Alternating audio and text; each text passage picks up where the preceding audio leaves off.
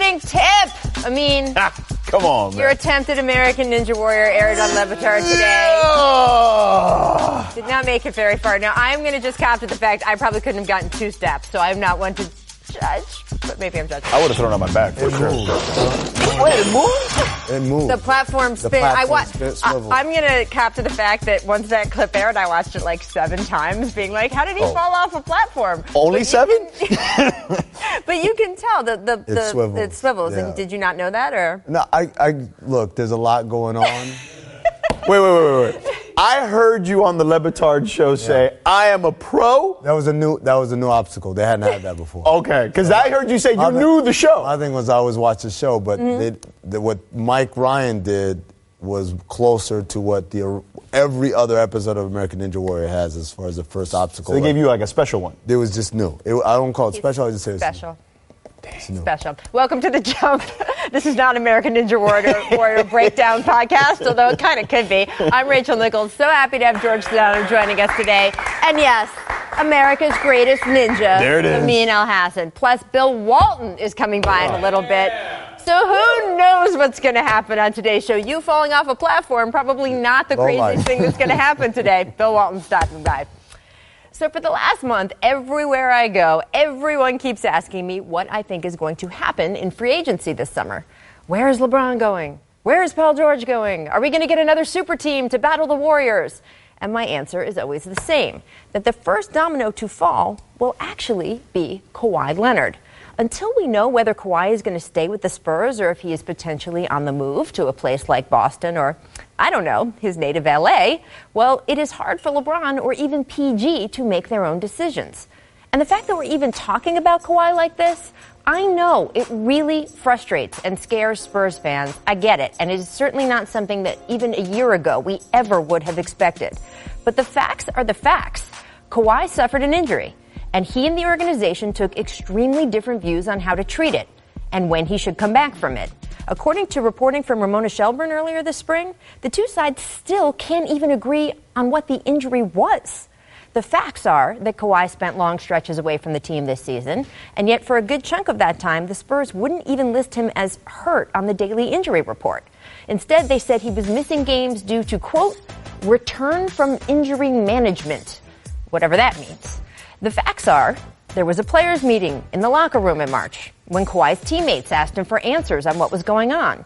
Now, depending on which report you read, that meeting was either super contentious or not really contentious.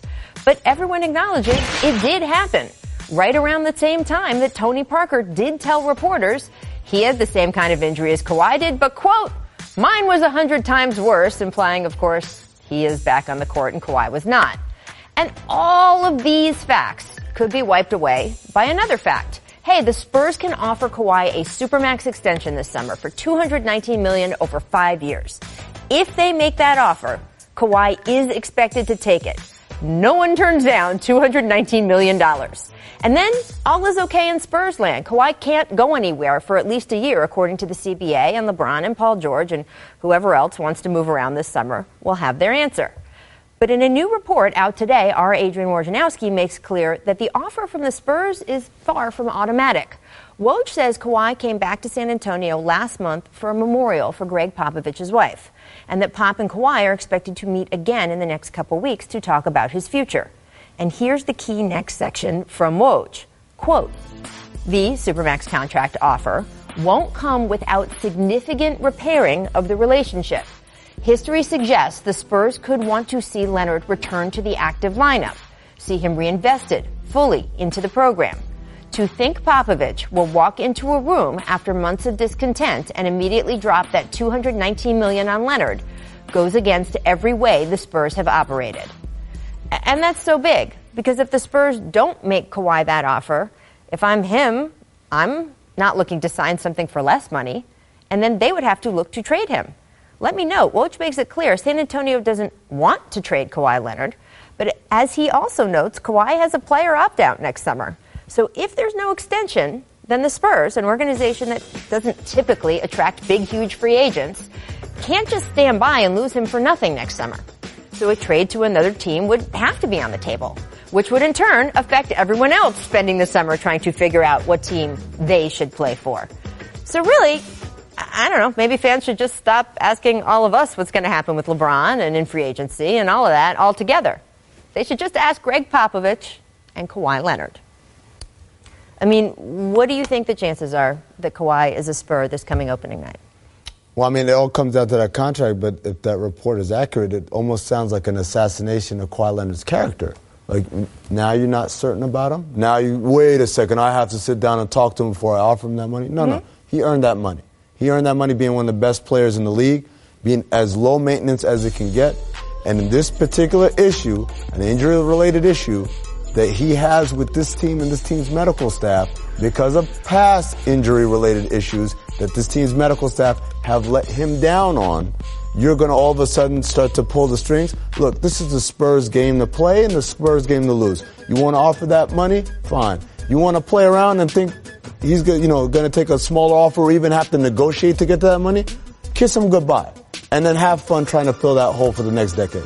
I'm with Amin. If the Supermax is not on the table, then he's gone. I don't think there's any question about that. If I'm Kawhi, I wouldn't take anything less. I wouldn't. You don't even negotiate it. Right. Remember I told you guys a story about there was a player a couple of summers ago who was eligible for max and ended up getting the max, but his agent told me if they come and if they offer $1 less, and now we're just playing, and here's the actual max, we would have walked out immediately. Because now it's a matter of principle. You want to play around here? What is it? What are they trying to figure out about Kawhi? What is they trying to repair? Right. He's a top 5 player in the league. Right. There's no real argument about that. And here's the other thing, if he's healthy, obviously. But here's the other part of this. It's not just that. It's the repairing of the locker room, too. And I know that Steven Jackson came on this show and said that Manu and Tony were being the good soldiers there when they were discussing Kawhi. But if I'm Kawhi, and I'm just putting myself in his shoes, I'm like, yeah, it's not just Pop, though. It's those guys, too, because those guys are going to be around, and I need to repair all those relationships. But it only starts if there's $219 million on the table. Right. And look, I kind of think there's a lot of nuance to this, right? I agree with both of you. Kawhi has done, I mean, he's told you who he is, right? And to me, throughout all of this mystery, throughout this entire season, I have never wondered, not once, that if Kawhi could go out and play, if he felt he was healthy enough to play without further injuring himself, he would. He's a competitor. Right. We know that. So I have zero doubts about that or his character or anything.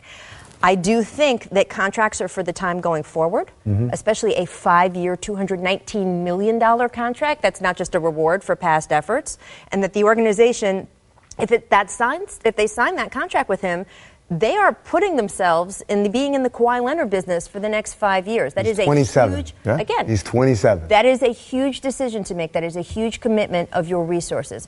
All of that can be true, but you have to know what his health is going forward. Sure. Right? I mean, I don't think that's nothing. For sure. Health absolutely is a factor. And then there has to be a better way to relate to each other than what we saw this summer. And I mean, this season. And that's on both parts. That's not one person's fault or the other. There has to be better. You cannot have a guy that you have invested your entire franchise in, basically, and there is all this back and forth in the media, and you're not really even talking to each other. That's not healthy for either side. But by the back and forth in the media, I saw a lot of back from San Antonio. I didn't see a lot of forth from Kawhi. So that's not healthy either, right? But to me, if you're talking about repairing communications, this is a players' league. When a player is in close to free agency, that is his highest leverage point. Guess what?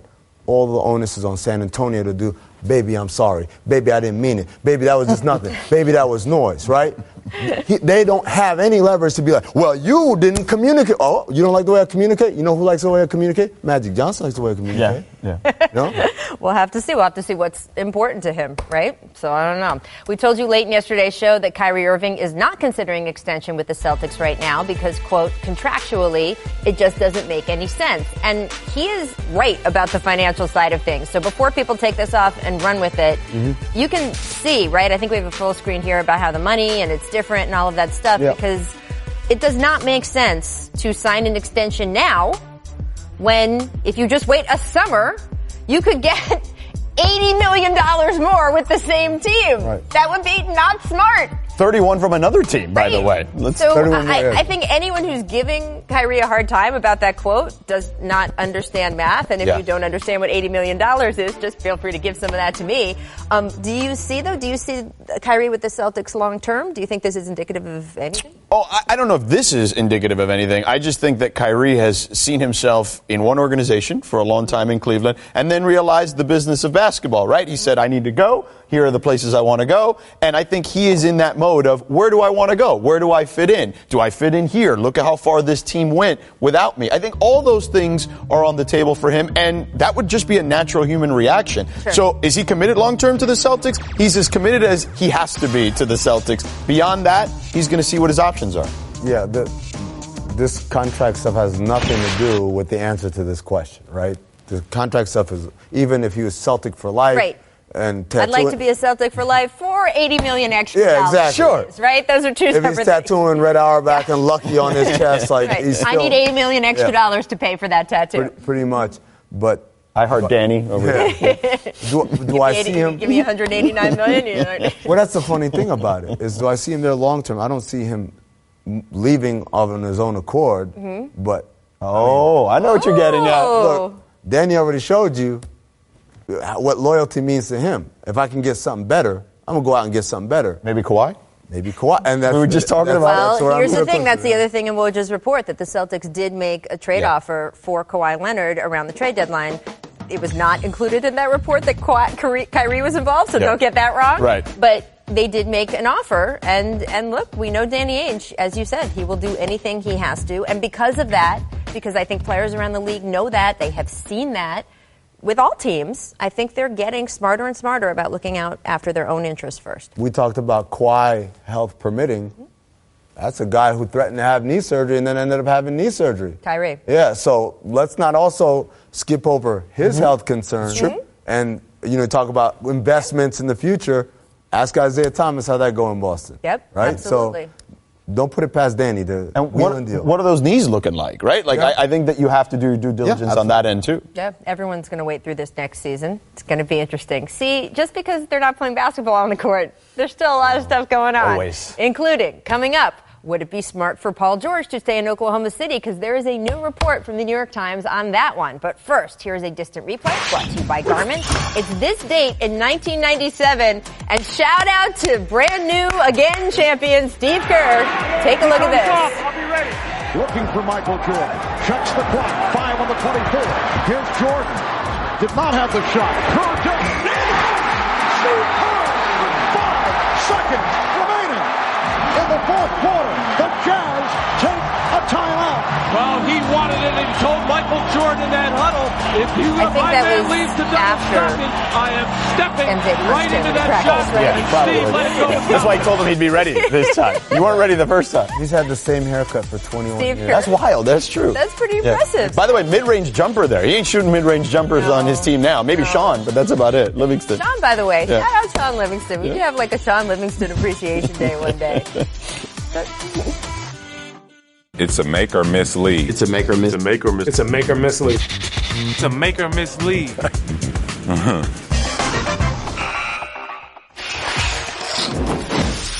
Make hydration. Jordan Bell running out of Henny. Ended up crowdsourcing to get more.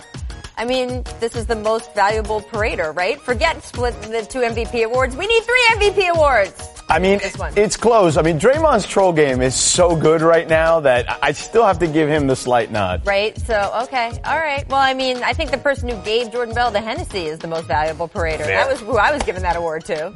No, Draymond's more polished, but he's got the youthful energy. He's a new guy. Excellent point by you. By the way, look at what J.R. Smith has wrought. When the Cavs had their parade, he was naked. Now the Warriors had 2 different players naked. There you go. Missed hydration. Kevin Durant could not get the champagne to open yesterday, which is the same thing that happened last year. I got to think KD's going to win more titles. He might want to work on this in between this and next summer. I mean, is anyone surprised he needed help to pop champagne? No, come on. You know what he needs to do? I can help you out, KD. Let me call my people at Live. They can do like a bottle popping class for you there on South Beach, and maybe you'll be ready for next year. Gotta sit on someone's shoulders. Come on, Amin. Pump the bottle. Not cool, dude. With the fireworks too. Yeah, don't forget those. Grudges. Watch this. And I love the mic. We just ain't cut the same. I told one of them dudes from Cavs after the game, he tried to shake my hand. I said, Tristan, we ain't cut the same. I'm just going to throw this to you guys. The answer is, yup. Right? Yup. He is. Here we go. Yup. I like how he started trying to be like kind of ambiguous who it was. I'm one of those guys. One of those guys. And I said to him, Tristan Thompson from Canada, who plays for the Cavs.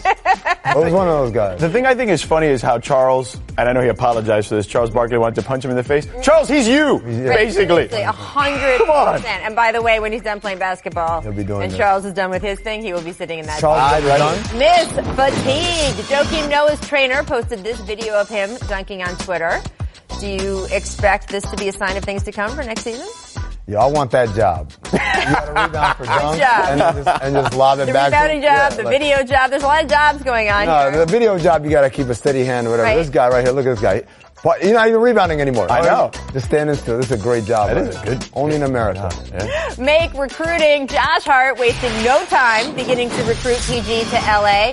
I think this was at a Fortnite event, and he was saying, he started joking around with him about real estate, stuff like that. It's never too early, George? Never too early, though. I'll say this. Give Josh Hart a lot of credit. He's been in the league like 2 minutes, and he's already trying to recruit one of the biggest fish out there. That takes a lot of, I would say, big coconuts, as they say, by Josh Hart to approach PG in that fashion. That picture is funny because Josh Hart was like, LA, right? And Paul George is like, yeah, I don't know, yeah, whatever. Whatever. Can we do like various hand signals? Yeah. I'm not even messing with no hand By the way, signals. he did the Paul George, if you throw it up one more time, he did the Vivek. Right? Yeah, that's the Vivek I don't hand signal, know. always. We'll have to see. Look, Paul George making news did not meet expectations, as we know, this season. First round exit was certainly not what they were looking for. But this does not automatically mean he is out of OKC, according to Mark Stein in the New York Times. Stein writes in his newsletter, quote, there is a growing belief around the league that Oklahoma City has a far better chance to retain the free agent to be Paul George than many believed when the Thunder crashed out of the first round of the playoffs. This is interesting. It's interesting because, Paul George, I think, is still underrated at how good a player he is, how good a two-way player he is, and what he can bring to a team, especially as a in-tandem ingredient with others. And it's interesting because he is so good at potentially being that. If he does stay in Oklahoma City, then maybe LeBron doesn't come west the way we think he might be tempted to if Paul George is interested in joining him. Well, I think the first thing you got to start with, we talked about it with Kawhi, we talked about it with Kyrie. They can offer him the most money. So, and it's not like it's a dire situation. Oklahoma was a competitive team last year. Could they be better? I think we all expect them to be able to do better. So it's not like locking into the Sacramento Kings or something. He'd be getting more money to play for a competitive Western Conference team. Now, there has to be changes. They've got to do a better job of utilizing his skills, showcasing him more, being a more complete team. And I think part of that is tied to what happens to Carmelo Anthony. I think that's just too many cooks in the kitchen. If you get rid of Carmelo Anthony, you replace him with someone who... Get rid of Carmelo Anthony, how? Buyout. Okay. I'm just saying, his addition by subtraction, nothing against Carmelo, but just being in that roster spot, someone who knows I'm a complimentary player. I'm just here to help these guys, Russell and Paul. Well, that was going to be my point about this. Him staying in OKC, all right, twofold, right? He has to know LeBron. He can't team up with LeBron, right? Yeah, LeBron had to tell him, like, you framed it as PG first. I was going to say, you guys don't think that Paul has his own mindset about whether but if team with Russ versus LeBron? That's a choice he's allowed to make. Sure, for sure. But if he can team up with LeBron, that's a slam dunk situation. That's what you do. That's there, a better choice. Yeah. No offense. He's had opportunities to team up with LeBron before. So, there's been trade talks with Indiana. And it almost happened because Griff tried to pull that off. But so plan A should be trying to team up with LeBron. If that doesn't happen, then it's Melo. In this situation, I look at it as, and I didn't think about buying him out or anything like that. Wave or something. But I thought more along the lines of Melo needs to come to the realization that he's not the player he once was. And I know he may get mad to hear that, but he's better suited. Whether it's in this moment he's not the player that he was, or it's 6 months from now or it's a year from now, it does happen to everyone. Right. So he needs to be relegated to that third role. The third role would be the guy who can be a good spot-up shooter, which clearly Melo can be. And Paul George can be the Robin or the 1A to Russell Westbrook. If it's like that, then I think it works. Early in the season, we didn't see that. We saw that a little more as time went by, but it just looked like they were taking turns out there. You know what it reminded me of? I was thinking about this, about we always think you have to have 3. What are the teams that had 2 and then 1? I remember that first Lakers Kobe Shaq championship, Glenn Rice. Yeah. Yep. And Glenn Rice did enough, and he won, and he was out of that after that. Yep. When you talk about players of that caliber, and I know Melo's not what he once was, but he's still really good at scoring. Yeah. To reduce your role all the way down to that, I don't think it's possible now. I wonder what would happen if he tried coming off the bench and sort of having that, first of all, having the defense that would be playing him in that scenario, and also being able to have the ball move through his hands more if you're not necessarily playing with Russ all the time. I don't know, could be good for everyone. I agree. We shall see. Coming up, the Warriors brass had some jokes for KD at the parade yesterday. Were they jokes? Did they hit a little too close to home? We will talk about them. If you haven't seen them, stay tuned. Well, stay tuned anyway.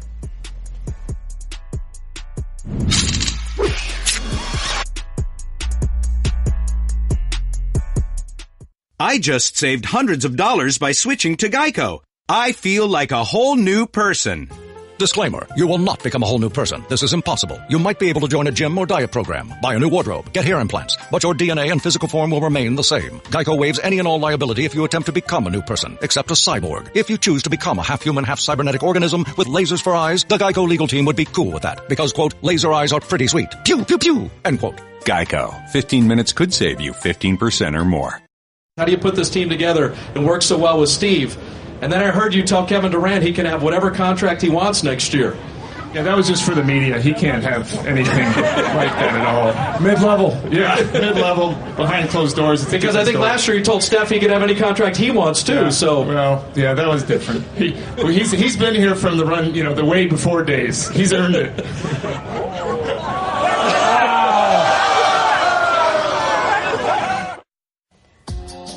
So, jovial moment, awkward moment. Warriors GM Bob Myers, head coach Steve Kerr. That was, of course, the championship parade yesterday.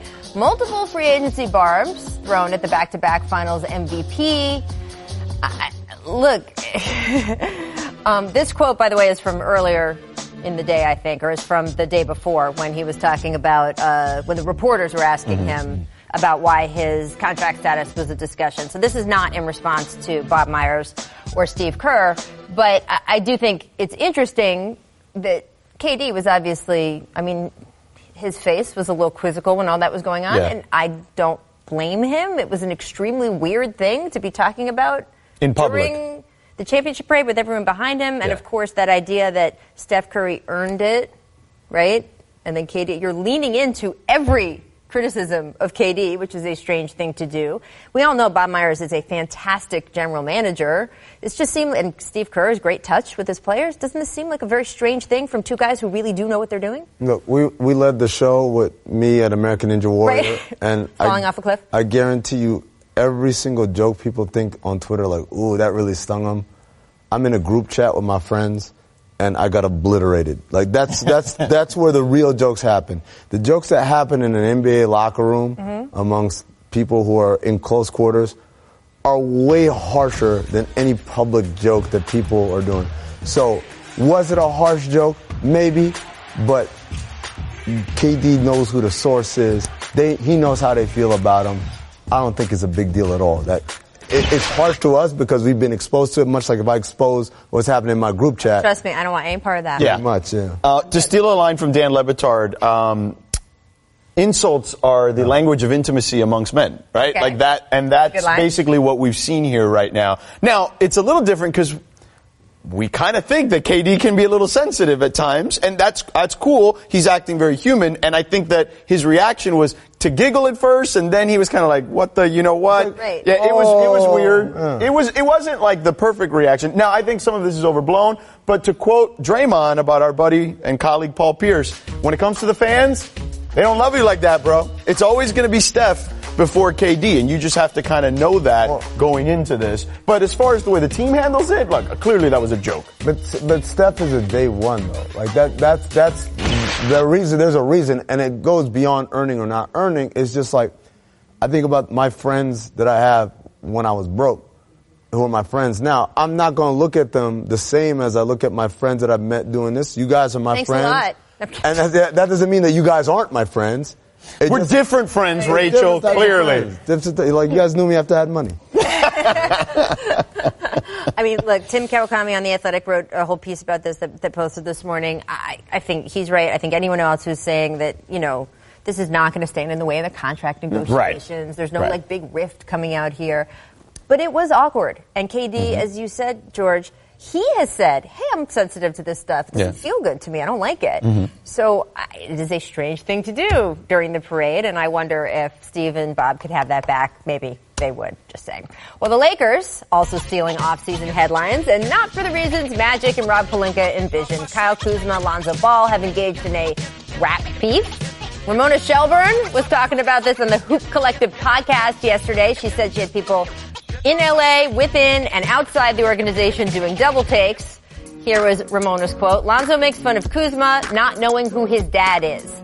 That is a line I think you do not cross. The optics aren't great. It doesn't look all that professional. If you're the Lakers and you're talking about trying to recruit Paul George and LeBron James, is this what you want your two young stars to be doing 2 weeks before free agency? I think not. By the way, that is how good Ramona is. Even when she's not on the show, she's on the show. Yeah. She's awesome. When asked if she was hearing that the Lakers were upset with this feud, George, she said yes. And also worth noting, she said she's heard Kuzma's response track to Lonzo's diss is on the way. Yeah. What do you think about all this? Because I don't know, you've been around them. They seem really tight. We talked to Ramona today about it, and she says the Lakers handled it. Okay. Whatever that meant. They dealt with it in whatever fashion they were going to deal with it.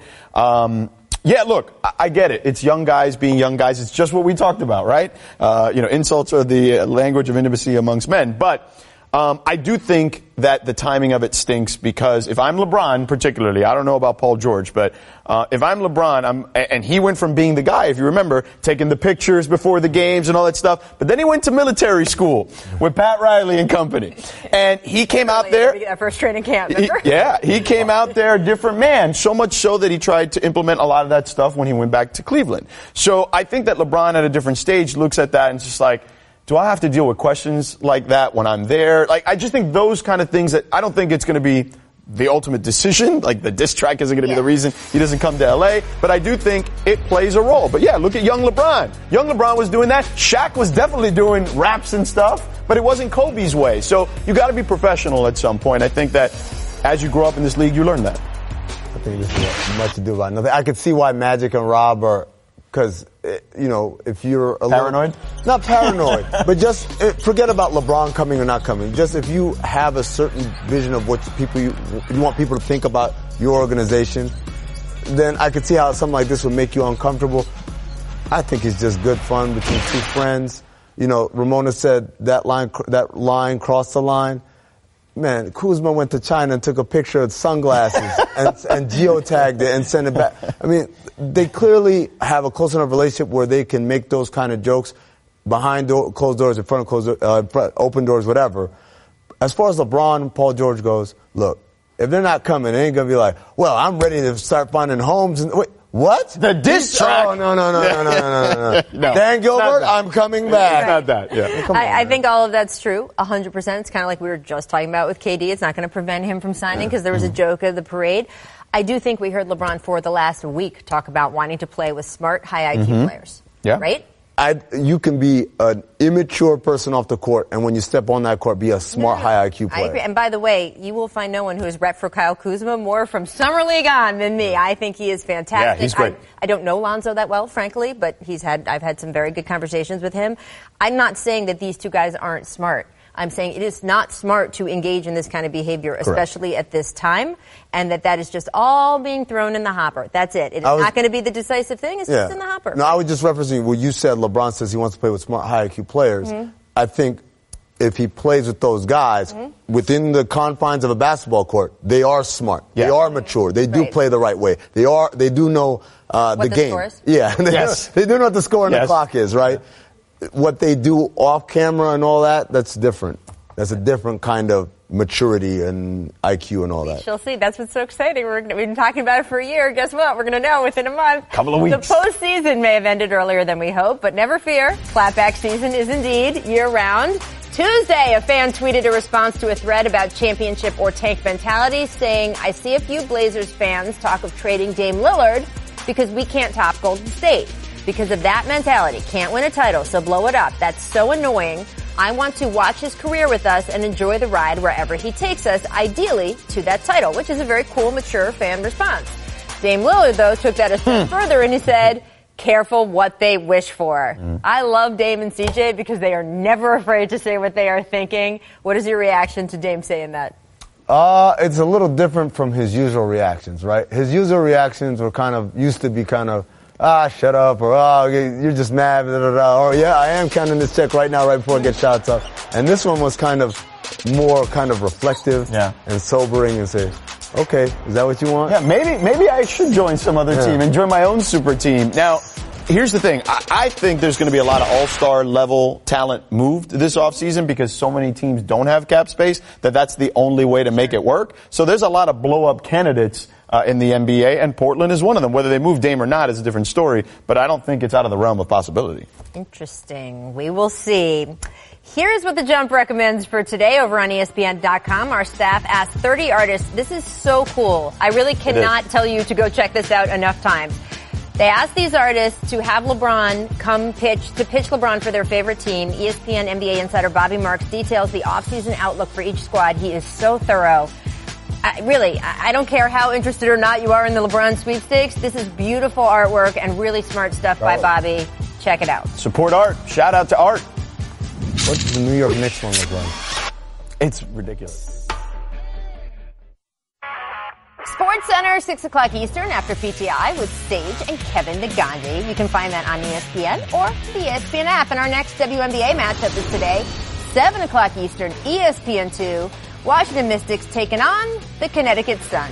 Shout out to Nick, as Nathan likes to say. You can see that on the app as well.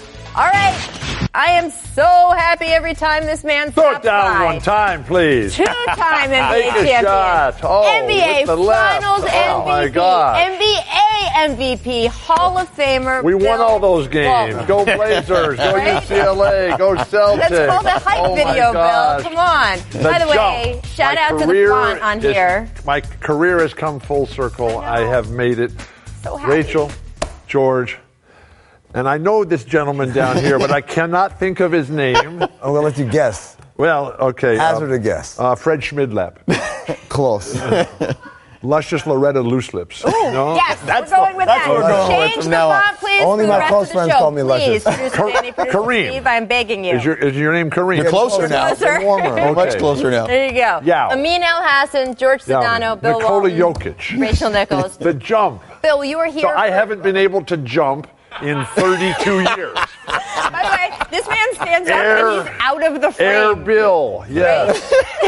I'm trying to give you your plug. You're here for E3 Gaming. Oh, we're having the time of our life. There's this gigantic convention here at LA. It's enormous. You can barely get into the building. There's 100,000 people here, and it's just the coolest folks ever. It's like, this is my world, right? Do you play games? What? Do you play video games? I'm on the business side. Okay. Oh. And what Rick Fox is doing, what Shaq is doing, what the NBA, Adam Silver and Aaron Ryan and all the different folks involved, it's spectacular. And this is the future, the globalization. Everywhere you go, everybody's talking different languages. Absolutely. They are from everywhere.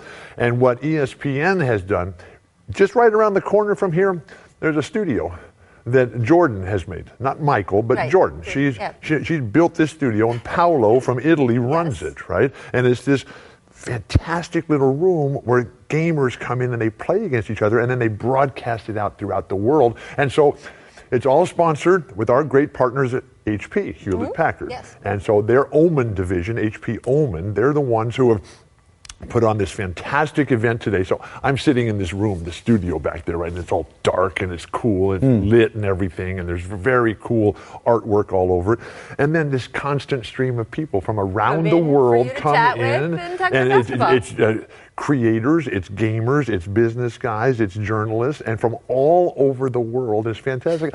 I'm next door at the hotel at the JW Marriott, right? And like, it's the loudest scene. You know, he used to think that the NBA All-Star Game was the biggest buzz. The buzz last night when I checked in here at midnight, Lori and I checked in at midnight, we came up from San Diego, and it was like the loudest thing ever. It sounded like, basically like being on tour with Roger Waters, the Grateful Dead. I can think of one thing that will top the buzz over this gaming convention. What's that? The buzz around LeBron James. Oh yeah. Because, Bill, LeBron. I love LeBron. I want to tell you, in honor of you, I love LeBron. We are starting a new TV series within a TV series at the Jump. From the producers who brought you As the King's Turn and My Beloved Haywatch and the Bobby and Toby Show, we now give you Watch the Throne. It is the summer of the LeBron sweepstakes, and the Lakers, Bill, who you may be, intimately familiar with their coach. Look at that hair. Used to change that coach's diaper. Do you hope that your son gets the chance to coach LeBron James? Have you talked to him about it? I want what's best for Luke. Okay. But I also want what's best for LeBron. I love LeBron James. I love Luke Walton. I want to see both of them happy. I'm happier when the Lakers win. I want what's best for the Lakers, and I want to see Luke just be hugely successful. So do you think LeBron is the answer for that? LeBron is the answer for any question you want to ask. Like, LeBron is perfect. Mm-hmm. I mean, he is a phenomenal player. Mm-hmm. He's a team guy. He's got great personality. He does all the right things on and off the court. He's a family guy. What more could you ask for? But this is up to LeBron. It's not for us to sit here and decide where he's going to go. But you're one of the few people who has been in a version of LeBron's shoes. You're a Finals MVP. Right. You are a Hall of Famer. You are a league MVP. If you were him and you know what they had in Cleveland this past year, and he has the chance to sort of survey the league, and we've all talked about it, there's no perfect situation for him. What is the one situation, or what's the thing you would tell him to look for? To do what he wants to do. And to don't listen to other people. Just sit down with his wife, ask his children, what do you guys want to do? Do you want to stay here? You want to go there? But whatever LeBron does, I just want him to be happy. I want him to play forever. I mean, he's 15 years. He's 15 years in, and he's never played better. Right. And the skill development, the physical fitness capacity and capabilities that he has, his leadership, his ability to overcome adversity, to bring people together, and then the economic success that he's had. I mean, there was a fantastic article in the Wire today about what he meant to Cleveland. Absolutely. Hundreds and hundreds of millions of dollars. When you think of the great athletes in terms of business over the course of their lifetime, Arnold Palmer, Magic Johnson, Tony Hawk, Roger Staubach, Tiger Woods, Michael Jordan. He's in that conversation for could be leading it. I think he's driving that conversation, because he drives viewers. I mean, people come to watch him play because you know you're going to get an excellent effort every single time. As a fan, as an alum, as a broadcaster, all I want is effort. Show me that you care. And this guy tries so hard. Well, whether he ends up in Cleveland, whether he ends up in Philly, whether he ends up in L.A., where he ends up in Texas, I know that Bill Walton will be cheering. Well, I want what's best for LeBron. I just want the guy. Because when you lose like that, I mean, ask Jerry West how painful that is. It stays with you forever. And he puts everything he has into getting the job done. And just please, LeBron, just keep playing and, don't leave us. But we have the Golden State Warriors. And I'm a warrior of the Golden State of California. I mean, well, speaking of Bill, the amazing thing is that as great as all the nice things I just said about LeBron, right, which I live every single day, Kevin Durant outplays him in the last two finals, head to head. Just said, hey, man, I'm a better player than you. And that's what basketball is about. That's what gaming is about. See, this is why you're staying on for our next segment. I'm going to do the impossible thing and interrupt Bill Walton. You know that we're going to keep you through the next segment so you can keep talking. I love Luke. And so... Where's Dave Pass? But here's the thing. We need Dave Pass. I'm calling Pass right now. Bill, we're going to play a game called What Were You Thinking with you after this break. I just keep telling Luke that we're saving his room at the house. Right. Oh, see? This is why I shouldn't interrupt him. That's the best nugget of them all. This is our second distant replay. This year, 1993. I promise you more Bill Walton after this replay. I haven't jumped in 32 years. 1993 on this date. Scottie Pippen. Down one time. I love Scottie Pippen. Oh, yeah.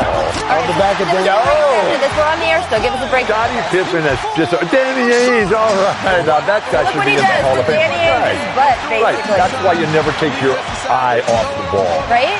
I love Scottie Pippen. The way he played. When Scottie came on the scene there in Magic's last run through the finals there. Oh, my gosh. And along with Bill Walton. I'm Bill. Yep, and we're at Stanford today, and we have got the game of the millennium. Keep Berkeley weird. And I'm all for that. This is called a glockenspiel, okay? This guy is so cool. No, I didn't break it. It comes apart like that. That's how you transport it. Bill Walton Intergalactic Museum. Have you ever been to a volcano when it was erupting? I'm never shocked by anything you say. I wish I could say the same about you. Do anything out there in his range. Bill Walton still talking about Scottie Pippen. This has been going on through the whole break. But it is time for What Were You Thinking with Bill Walton. You're so good at this. That assumes that I was thinking at all. Right, that's true. All right, so we're going to give you a few moments from your past. Okay. Look at that. What were you thinking when you got arrested in college during an anti-Vietnam War rally? Why it took me so long to get there. To get arrested. Please, why were we fighting in Vietnam? The lies, the deceit, the greed, the crony capitalism, the war profiteering. What are we doing out there? I'm just sad I didn't get arrested more often. What did John Wooden think of you getting arrested? He did not like that. No. Yeah, that was one of the 2 times that he was maddest at me for. Really? And then he told me that instead of getting arrested, that I should write letters. Right. So I took some of his stationery and wrote a letter to Nixon. And then Nixon did resign. What was the other time, by the way? The other time was over here at Staples Center when Coach and I were putting on this big show, 25,000 fans, right? And I gave out his home phone number from the stage, 818-343-2266. He's been dead for 8 years. Yeah, it works out okay. Today, Somebody else's number, though, is going to be ringing out. All right, so the next one is Kareem Abdul-Jabbar. Well, greatest player I ever played against when you by far. dunked on Kareem. Well, we won the game. I played to win. Throw it down one time. There you go. We had Maurice Lucas, we had Jack Ramsey, and nobody else did. And that's why the Blazers were one of the great teams ever. But you were not, you were a victim sometimes too, Bill, because I want to know, next up, what were you thinking when Dr. J Dr. J was you. the single most vibrant, exciting, dynamic player I ever played against by far. Kareem was the best player. Right. But Dr. J, what he did, coming down the lane, oh my gosh, I'm there, I have it. Oh, come on, ref. He's using my shoulder as a catapult there, please. When did you realize that this wasn't going to go the way you thought it was? Today. So Dr. J, the classiest dude ever. We're in the same Hall of Fame class, and they went alphabetical order. And so they get to Dr. J first, and I'm at the very end. And every one of his highlight films was him dunking on me. Everyone, and the crowds, ooh, man. And so Dr. J gets up there, and the classy dude that he is, because everybody thought I'm throwing it down in Bill's face, right? And Dr. J gets up there, calm and dignified as can be, much like me, and he says, he says, ladies and gentlemen, just please note that Bill's team, they won that championship. There we go. Hey, what was your name again? Was it Kareem or Yao or? Come on, man, I'm still trying to figure this out. This is my most important one from your playing career. Okay. I want to know, Bill, what I've been on shows with this guy, but I can't remember his name. But no one can. When you met Viola the Eagle in 1979 in the Philippines. What do you got? Right. This was when I finally came across someone who has a bigger nose than I do. And Viola and I became best friends. This was a very wild trip here. This show on ABC, The American Sportsman, hosted by Kurt Gowdy, we won an Emmy, a sports Emmy for Best Environmental Documentary of the Year. Lovely. It was fantastic. It was a whole effort. Did you share it with Viola? Viola is still doing well. But come on. Viola is not alive. Those Philippine 40 years ago. Gonna give out her number too? Her claws, her ability to. I was wearing this big steel shank protection right on my wrist there, and those claws trying to get through that, I could feel her push through that steel glove, and it was absolutely incredible. Those folks over there, they came from Chicago. It was a group of environmentalists from Chicago who were concerned about saving the world, right? And so they went over there. They went over there. Can I time you out? We have to get to the last one. Come on. What's the last? We got one more. I love Viola. I love the Philippines. What, Bill, were you thinking when fans threw Bill Walton dolls onto the court? This was our favorite one. Well, this was a terrible call. Come on, make a call. Will you, ref? Go back to Foot Locker where you belong.